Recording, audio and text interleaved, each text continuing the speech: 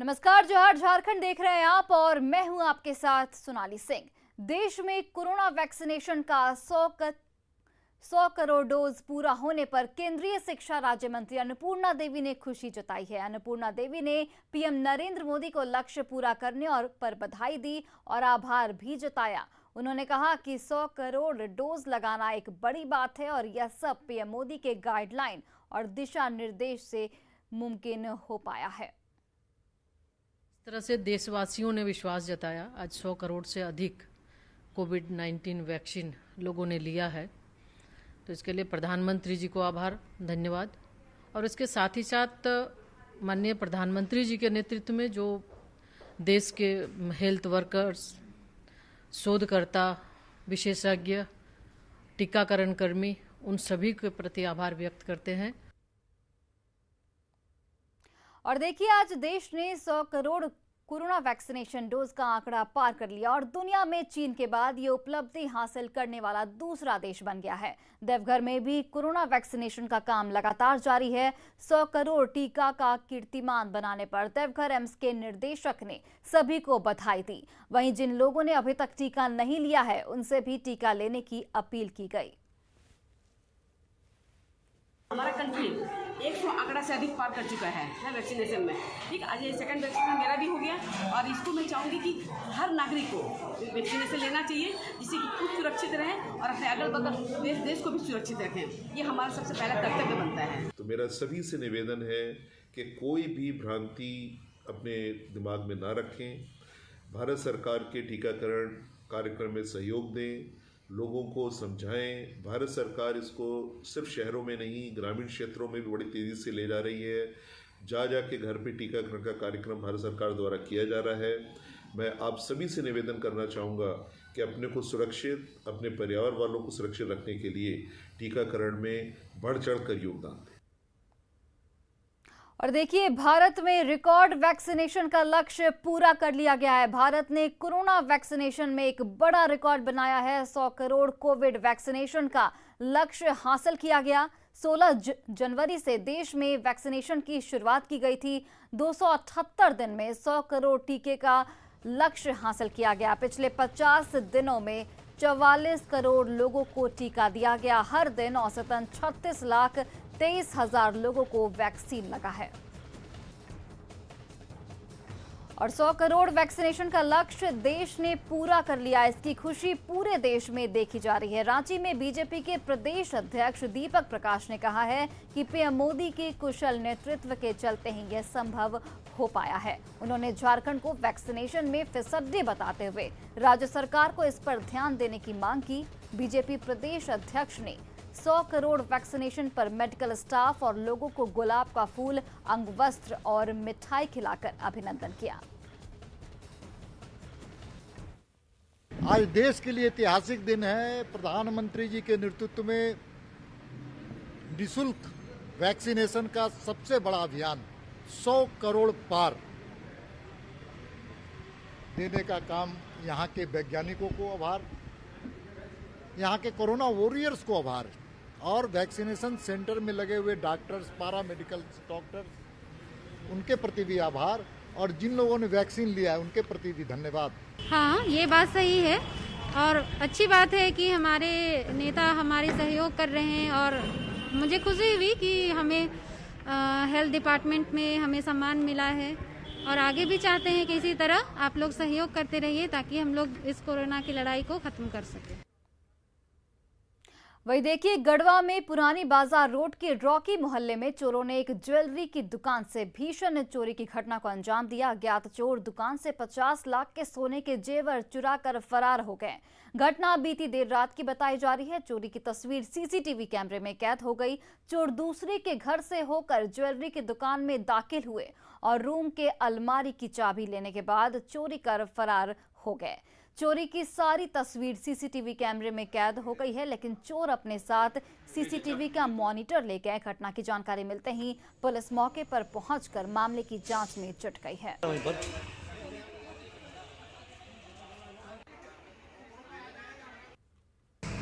चोरी हुआ है दुकान में। सामान खोल के ले गया सब। कितना होगा, कितना लग होगा? बताना मुश्किल है, बहुत ऊपर है, पूरा जिंदगी का कमाई है सर मेरा।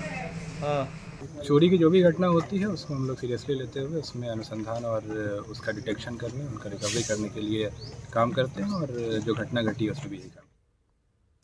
रामगढ़ में रजरप्पा थाना के बड़की पोना में पुलिस पर गंभीर आरोप लगे हैं। बड़की पोना में रावण दहन के दिन पुलिस पर और ग्रामीणों के बीच झड़प हुई थी। इसी मामले में पुलिस की टीम गिरफ्तारी के लिए बीती रात गांव पहुंची। गांव वालों का आरोप है कि एक परिवार के सदस्यों के साथ पुलिस की टीम ने बदसलूकी और मारपीट की, जिसमें एक बुजुर्ग महिला की मौत हो गई।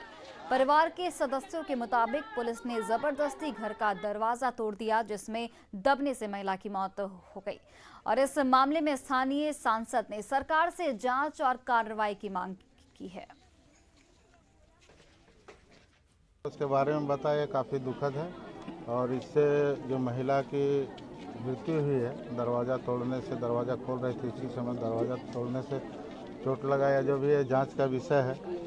और निश्चित तौर पर जो दोषी हैं, जो पुलिसकर्मी इस तरह से, इतना तो बॉर्डर में भी नहीं हो सकता, इतना तो उग्रवादी आतंकवादी भी यदि रहने से घर में इस तरह का नहीं होता है। हम लोग पहली बार इस तरह का घटना देख रहे हैं। अब जैसे अब खोलने वाली थी, ये लोग मतलब लात मार के और पूरा सब दरवाजा को तोड़ के और फिर दादी उसी के ऊपर पैर हाथ जता गया, फिर जताया तो फिर आज सब जताया है और सब घुस गया एकदम, उधर भी सब रूम घुस गया। उसके बाद मारा, उसके बाद आधा पुलिस यहाँ मार रहा है दादी को, पूरा बोल रहा है तुम लोग ज्यादा बोलती है। वहीं रामगढ़ के बड़की पोना मामले को लेकर राजनीति तेज हो गई है। बड़की पोना पहुंची रामगढ़ विधायक ममता देवी ने मृतक के परिजनों से मुलाकात की। विधायक ने पूरे मामले के लिए प्रशासन को दोषी ठहराया, साथ ही रक्षक को ही भक्षक बताते हुए इस पूरे मामले को लेकर सीएम से मिलने की भी बात कही। उन्होंने पुलिस पर निर्दोषों को फंसाने का भी आरोप लगाया।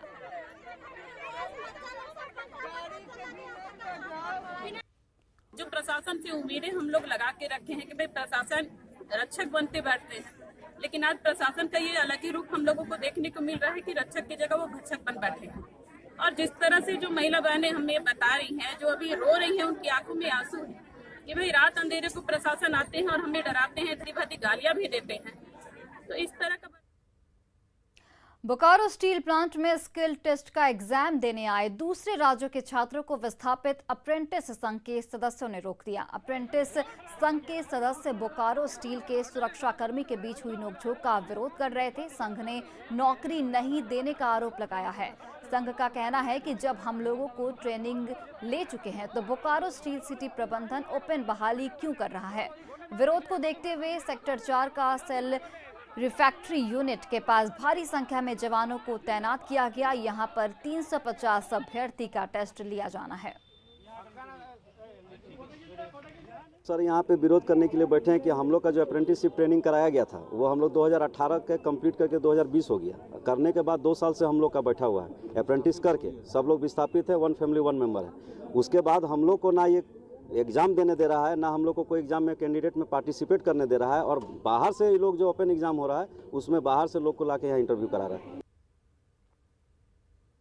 वहीं देखिए, कोडरमा के चंदवारा थाना क्षेत्र स्थित भोंडो गांव में कपड़े और जूते की दुकान में अचानक आग लग गई। आग लगने से लगभग 10 से 15 लाख का नुकसान बताया जा रहा है और दुकान में लगी आग को ग्रामीणों के द्वारा बुझाने का काफी प्रयास किया गया, लेकिन आग पर काबू नहीं पा सके। दमकल की टीम पहुंची और दुकान में लगी आग पर काबू पा लिया गया है। आग लगने की वजह का अब तक पता नहीं चल पाया है।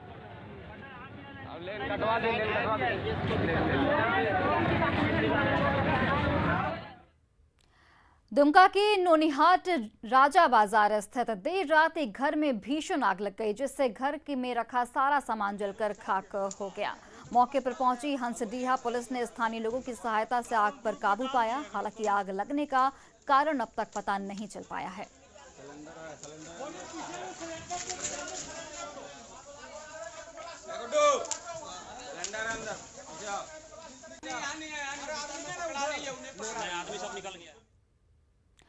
वहीं धनबाद के SN MMCH में मंगलवार की दोपहर चोरी किए गए नवजात को पुलिस ने खोज निकाला है। बच्चा चुराने वाली महिला और उसकी बेटी को गिरफ्तार कर लिया गया। दोनों आरोपी रिश्ते में मां और बेटी हैं और बेटे की लालसा में ही नवजात की चोरी की गई थी।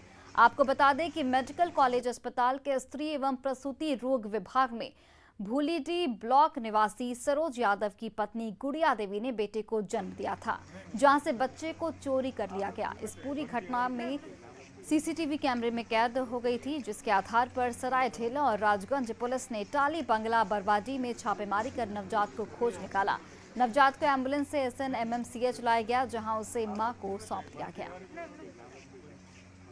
लोगों को इन्फॉर्मेशन मिला था कि एक गांव में जैसे बच्चे ला के रखा था, राजगंज थाना क्षेत्र में था। तो हम लोग जैसे ही सूचना मिला था वहाँ पे 2 टीम गए थे वहाँ पर।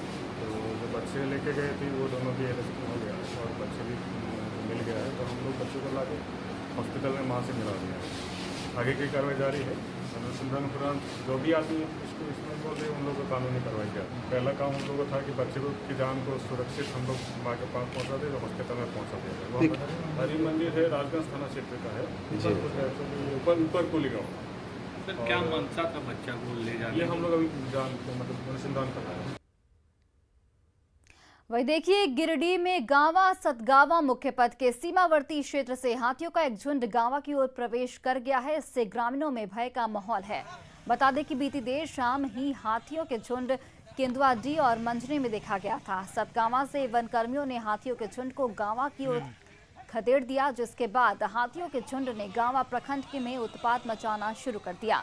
मंझने गांव के 6 से अधिक किसानों के खेत में लगी फसल को हाथियों ने रौंद दिया। हाथियों के घुसने की सूचना के बाद वन विभाग भी अलर्ट मोड पर है। हाथियों को खदेड़ने के लिए स्पेशल टीम बुलाई जा रही है। वहीं वन विभाग ने लोगों से घरों में ही रहने और हाथियों के पास नहीं जाने की अपील की है।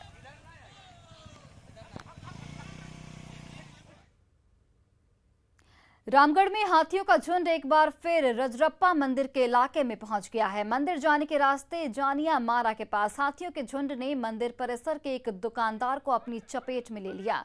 इस हमले में दुकानदार जख्मी बताया जा रहा है। उसकी कमर और हाथ में चोट लगी है। 8 से 10 हाथियों का झुंड जनिया मारा के जंगल में मौजूद है, जिससे मंदिर आने जाने वाले श्रद्धालुओं और आसपास के लोगों में भय का माहौल है। हाथियों का झुंड इस इलाके में कई महीने से घूम रहा है और बीच बीच में बोकारो जिला के इलाके में घुस जाता है। हाथियों को भगाने में वन विभाग नाकाम दिख रहा है, जिससे लोगों में नाराजगी भी देखी जा रही है।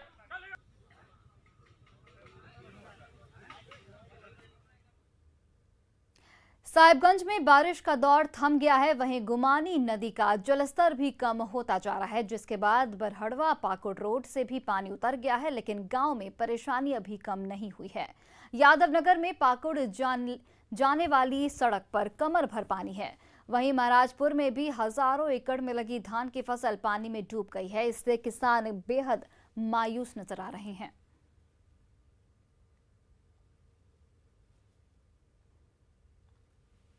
इन दिनों तक लगातार बारिश के बाद और गुमानी बराज से पानी छोड़ने से गुमानी नदी बौरा गई थी। नतीजा यह हुआ कि गुमानी नदी किनारे बसे दर्जनों गांव में पानी घुस गया। अभी हम फिलहाल खड़े हैं जादव नगर में और यह रोड जो है पाकुड़ जिले से कनेक्ट करती है साहिबगंज को। आपको दिखा दें कि अभी जिस सड़क पर खड़े हैं ये सड़क नहीं तालाब बना हुआ है। कल से बारिश थम गई है और गुमानी का ओवरफ्लो भी कम हो गया है, लेकिन लोगों की परेशानी अभी कम नहीं हुई है। पूरा रास्ता डूबा हुआ है। अब उसमें खेत में सब धान डूब गया है। डूबा हुआ है पूरा खेत। अच्छा, नुकसान बहुत है ये। और कोई आया भी नहीं। ये रोड जो है कहाँ से कनेक्ट करती है? पाकुड़ जिला जाता है, इधर हिरनपुर भी जाता है। बाढ़ तो थम गई, लेकिन किसानों को सबसे ज़्यादा नुकसान हुआ है। अब ये देखना है कि शासन और प्रशासन, सरकार और जिला प्रशासन कहां तक इन किसानों की भरपाई कर पा रही है। साहिबगंज से न्यूज़ 18 के लिए मिथिलेश कुमार सिंह। और देखिए, देश भर में आज पुलिस शहीद दिवस मनाया जा रहा है। पुलिस लाइन देवघर में पुलिस संस्मरण दिवस पर शहीद जवानों को श्रद्धांजलि देकर उन्हें याद किया गया। देवघर एसपी धनंजय कुमार सिंह ने शहीद जवानों को पुष्पांजलि अर्पित की। 1 सितंबर 2020 से लेकर 31 अगस्त 2021 तक पूरे देश में 377 जवान शहीद हुए, जिनमें झारखंड के भी 4 जवान शामिल थे। शहादत दिवस के अवसर पर सभी शहीद जवानों को श्रद्धांजलि दी गई। आज के दिन पुलिस, चाहे वो केंद्रीय हों या राज्य बल के हों, सभी उनकी वीरात्माओं को याद किया जाता, श्रद्धांजलि दी जाती। और आज की जो गणना थी, जो संख्या की गणना थी, वो 1/9/2020 से 31/8/2021 तक की गणना थी। उसमें 377 पूरे देश में और 4 हमारे राज्य की गणना दिखाई गई थी। झारखंड की सड़कों पर पिछले कुछ सालों से बिना परमिट के ही कई सारी बसें चल रही हैं। ऐसे में झारखंड सरकार को लाखों रुपए के राजस्व का नुकसान उठाना पड़ रहा है। बताया जा रहा है कि पिछले 3 सालों में जितनी भी बसें खरीदी गई हैं, उनके पास परमिट नहीं है। वहीं झारखंड बस ओनर एसोसिएशन के अध्यक्ष ने इसके लिए सीधे झारखंड सरकार को ही जिम्मेदार ठहराया है। उन्होंने कहा है कि पिछले 3 सालों से एसटीए यानी स्टेट ट्रांसपोर्ट अथॉरिटी और आरटीए की बैठक नहीं हो पाई, जिस वजह से परमिट नहीं बन पा रहा है। एसटीए के कुल 4 सदस्यों में 2 गैर सरकारी सदस्यों का होना अनिवार्य है। फिलहाल एसटीए में 2 गैर सरकारी सदस्यों के नहीं हो पाने की वजह से बैठक नहीं हो पा रही है। परमिट नहीं है, चलते हैं। सरकार परमिट बना के नहीं दे रही है, देगी तो परमिट दिखाएंगे, चलेंगे। वैसे बने किन गाड़ियों के पास परमिट नहीं है? नई गाड़ियां, उनके साथ समस्या है क्या? नए गाड़ी के पास भी समस्या है। इसके लिए पूरा जिम्मेदारी राज्य सरकार की बनती है और इसमें राज्य सरकार दोषी है। कारण है कि आरटीए और एसटीए कहीं पर भी गैर सरकारी सदस्य न होने की वजह से पिछले 3 वर्षों से यहाँ पर कोई भी परमिट का मीटिंग नहीं हो पाया है। आजादी के अमृत महोत्सव के साथ ही देश में दूध क्रांति लाने वाला अमूल ब्रांड भी अब अपनी 75वीं सालगिरह का जश्न मना रहा है। इस मौके पर आइए आपको बताते हैं कि अमूल ने समय समय पर अपनी बात देश और विदेश में कैसे पूरी कामयाबी के साथ पहुंचाई। अमूल ने अनूठे अंदाज में अपने प्रोडक्ट्स की जानकारी लोगों तक पहुंचाई। अमूल का हर विज्ञापन एक नई कहानी कहता है। अमूल की कोशिश रहती है कि अपनी बात निराले और दिलचस्प अंदाज में आप तक पहुंचाए। आइए देखते हैं अमूल की एक अमूल्य कहानी।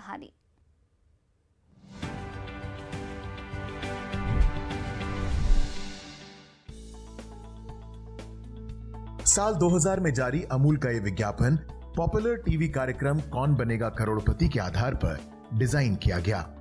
विज्ञापन में हर्षवर्धन की जगह लिखा गया हर्षवर्धन। हर्षवर्धन नवाथे 1 करोड़ रुपए जीतने वाले कार्यक्रम के पहले प्रतियोगी थे। हर्ष की कामयाबी की चर्चा अचानक देश भर में होने लगी। केबीसी का फुल फॉर्म दर्शाया गया, क्या बटर चुना।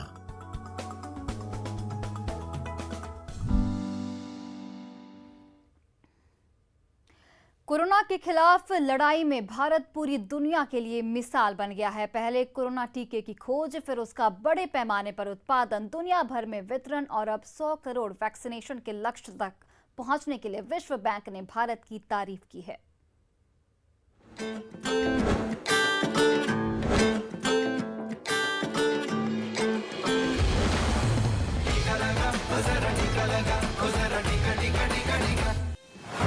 दुनिया में मिसाल भारत का टीकाकरण। विश्व बैंक ने की भारत की तारीफ। टीका उत्पादन और वितरण की तारीफ। टीके से ही मात खाएगी कोरोना महामारी। टीका है संजीवनी, आपने लगवाया क्या?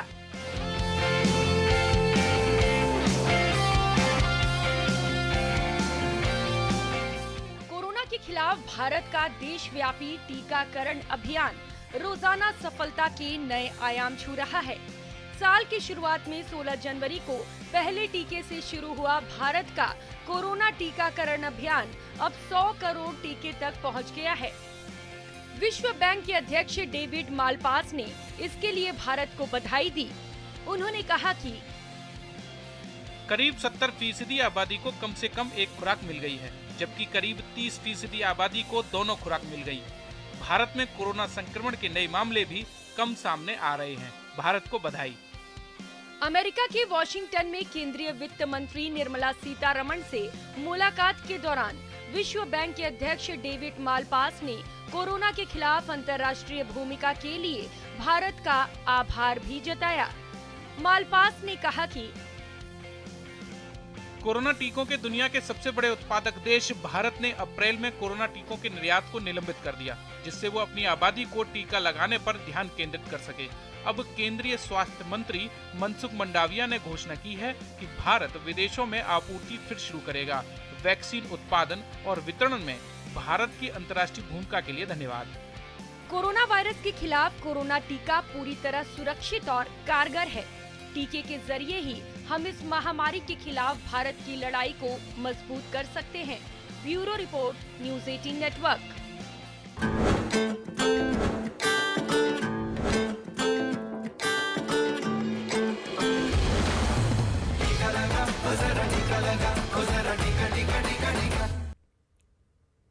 और फिलहाल इस बुलेटिन में बस इतना ही। आप देखते रहिए न्यूज़ 18 बिहार झारखंड।